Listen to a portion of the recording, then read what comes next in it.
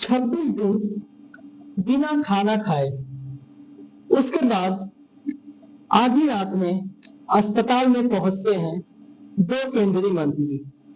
कुछ मिनट की बातचीत होती है और एक गिलास जूस के साथ खत्म होती है देश की सबसे चर्चित भूख हड़ताल। लेकिन सवाल यह है कि आखिर ऐसा क्या होता है कि इतने दिनों तक अपनी मांग पर अड़े सोनम वांगचुक अचानक से मान जाते हैं। क्या सरकार ने उनकी मांगों को स्वीकार कर लिया है या फिर किसी प्रकार का कोई समझौता हुआ है? नमस्कार दोस्तों, मेरा नाम शशांक विश्वकर्मा है और आप देख रहे हैं हमारा चैनल अपडेट क्लोज। पिछले कई दिनों से पूरे देश में नीट परीक्षा और पेपर लीक को लेकर तीखी बहस छिड़ी हुई है। लाखों छात्र यह सवाल पूछ रहे हैं कि अगर देश में परीक्षा ही निष्पक्ष नहीं होगा तो फिर उनकी मेहनत करने का क्या मतलब निकलता है। इस बीच सामाजिक कार्यकर्ता और शिक्षा सुधार की आवाज उठाने वाले सोनम वांगचुक ने फैसला लिया कि अब विरोध जो है वो सिर्फ बयान से नहीं किया जाएगा और वो बैठते हैं भूख हड़ताल पर। दिन गुजरते गए, एक दिन, 2 दिन, एक हफ्ता, 2 हफ्ते, लेकिन सोनम वांगचुक पीछे नहीं हटते हैं। जैसे जैसे उनकी तबीयत बिगड़ती गई, वैसे वैसे इस आंदोलन की चर्चा भी पूरे देश में बढ़ने लगी। फिर आया वो दिन जिसके बाद कुछ ऐसा होता है जिसकी कल्पना किसी ने नहीं की थी। गुरुग्राम के मेदांता हॉस्पिटल में गुरुवार को दो केंद्रीय मंत्री, केंद्र स्वास्थ्य मंत्री जेपी नड्डा और केंद्रीय मंत्री जितेंद्र सिंह पहुंचते हैं।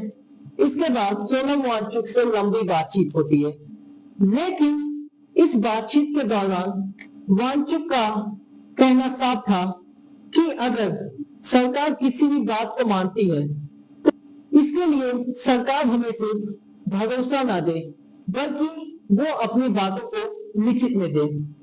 यही वजह थी कि बातचीत में 2 दिन लगे।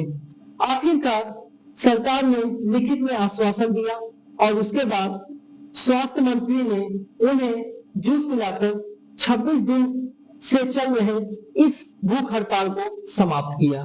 लेकिन सबसे बड़ा सवाल यह उठता है कि क्या भारत सरकार ने सोनम वांगचुक द्वारा या फिर सीजेपी के द्वारा किए जा रहे इस प्रोटेस्ट में की जा रही मांगों को स्वीकार कर लिया है? देखिए, सरकार ने जो सोनम वांगचुक को 3 दावे लिखित में दिया है, उसमें से पहला दावा यह है कि जंतर मंतर पर शांतिपूर्वक करने वाले छात्रों और 20 जुलाई को संसद चलो में शामिल होने वाले युवाओं के खिलाफ किसी भी प्रकार का कोई एफआईआर या कानूनी कार्रवाई नहीं किया जाएगा। दूसरा वादा जो किया जाता है केंद्रीय मंत्री के द्वारा वो यह है कि इस पूरे विवाद के दौरान जिस परिवार ने अपने बच्चों को खोया है उन्हें उचित मुआवजा देने का आश्वासन दिया जाए। तीसरा वादा जो किया जाता है केंद्रीय मंत्री के द्वारा वो था कि संसद में नीट पेपर लीक, परीक्षा व्यवस्था और शिक्षा प्रणाली की जवाबदारी पर विस्तृत चर्चा होनी चाहिए ताकि भविष्य में ऐसी घटनाओं को रोका जा सके। इतना ही नहीं, करीब 65 सांसदों ने भी अलग से अपील की कि वांगचुक अपना अनशन खत्म करें। उन्होंने भरोसा दिया कि यह मुद्दा संसद में मजबूती से उठाया जाएगा।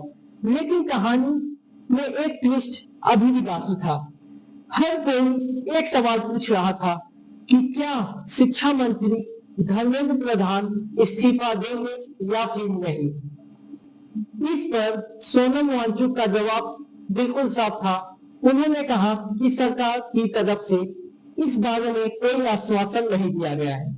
उन्होंने यह भी साफ कहा कि अगर वो सिर्फ इसी मांग पर अड़े रहे तो भूख हड़ताल और लंबी चल सकती थी जिससे उनकी जान को भी खतरा हो सकता था। उनके मुताबिक छात्रों के हित में जो आश्वासन लिखित रूप में मिल सकते थे और जो उन्होंने लेना जरूरी समझा, उन्होंने ले लिया। यानी कि आंदोलन तो खत्म हो गया है, लेकिन मुद्दा अभी खत्म नहीं हुआ है, क्योंकि अब असली परीक्षा जो होनी है वो सरकार की है कि क्या संसद में वाकई इस पर गंभीर चर्चा होगी। क्या परीक्षा व्यवस्था में बड़े बदलाव देखने को मिल सकते हैं? क्या भविष्य में पेपर लीक जैसी घटना रुकेगी? इन सवालों के जवाब आने वाले समय में ही मिलेगा। फिलहाल इतना तो तय है कि 26 दिन से चल रहा ये आंदोलन देश भर में परीक्षा प्रणाली और छात्रों के भविष्य पर एक बड़ी बहस छोड़ गया है। अब आपको क्या लगता है कि सरकार इस पर कोई बड़ा एक्शन लेगी? क्या सरकार के ये आश्वासन काफी है या अभी भी और बड़े कदम उठाने की जरूरत है? अपनी राय कमेंट बॉक्स में जरूर दें और अगर वीडियो आपको समझ में आया हो तो इसे लाइक जरूर करें, शेयर करें। ऐसे ही महत्वपूर्ण मुद्दों को आसानी से और गहराई में समझने के लिए चैनल को सब्सक्राइब जरूर करें।